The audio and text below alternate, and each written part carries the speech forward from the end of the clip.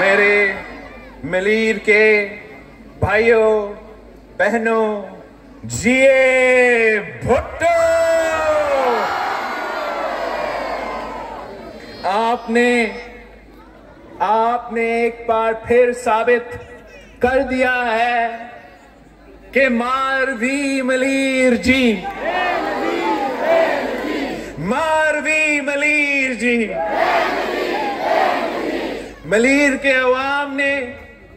ملیر کے نوجوانوں نے،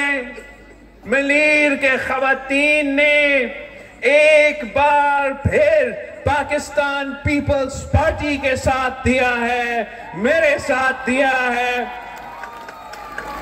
آپ نے ہمارا امیدوار حکیم بلوچ صاحب کو جتوا کے پورے پاکستان کو دکھا دیا ہے کہ کل بھی بھٹو زندہ تھا، کل بھی بھٹو زندہ تھا۔ آپ نے ملیر کے بہادر اور غیرت مند عوام نے ہر دور کا ظالم کا، ہر دور کا عامر کا، ہر دور کا فرعون کا ڈٹ کے مقابلہ کیا ہے۔ آپ نے عامر جنرل ضیاء الحق کا مقابلہ کیا،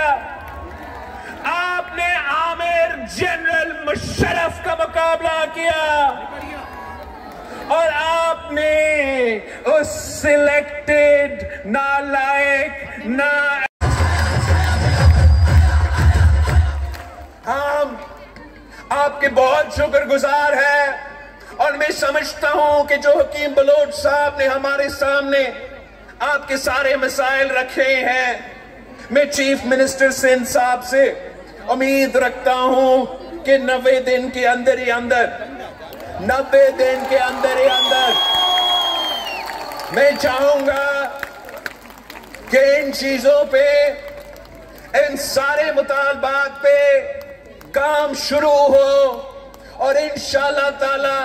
ہم آپ کے ساتھ مل کے اس کام کو بھی مکمل کریں گے۔ چیف منسٹر سندھ صاحب، آپ نے حکیم بلوچ صاحب کا جو گرین بیلٹ کا مطالبہ ہے وہ سنا ہوگا، جو شہید بے نظیر بھٹو میڈیکل کمپلیکس کا درخواست ہے، جو انجینئرنگ کالج ملیر کا ریکویسٹ ہے، جو لیاری یونیورسٹی کیمپس ملیر کا ریکویسٹ ہے، جو اربن ولیج ریگولرائزیشن کا ریکویسٹ ہے، جو رورل 30 سال کی ریلیز کی بات ہے، جو گریو لینڈ کا مطالبہ ہے، گریو یارڈ کا مطالبہ ہے، جو کیڈٹ کالج کا شکایت ہے، اور جو ایگریکلچر یونیورسٹی تندر جام کیمپس کی بات ہے، یہ سارے کے سارے پوائنٹس جو ہے سی ایم صاحب انشاءاللہ تعالی اب 90 دن کے اندر مجھے رپورٹ دیں گے کہ کتنا پروگریس ہوا ہے۔ ہم جانتے ہیں کہ بہت ہی مسائل ہیں، ہم جانتے ہیں کہ پاکستان کے عوام کے خلاف اس وقت ایک سیاسی دجال سازشیں کر رہے ہیں، مگر میں پاکستان پیپلز پارٹی کو کارکن کو کہتا ہوں کہ ہم نے اس کی سیاست میں نہیں جانا ہے۔ اس وقت جو پاکستان کا سب سے اہم ایشو ہے وہ ہمارے وہ بہن بھائی ہیں جو اس تاریخی سیلاب سے متاثر ہوئے ہیں۔ یہ دنیا کی تاریخ کا سب سے بڑا اور بدترین سیلاب تھا، اور ہم نے دن رات محنت کرنا ہے۔ وسائل بہت ہی کم ہیں، میں نے تو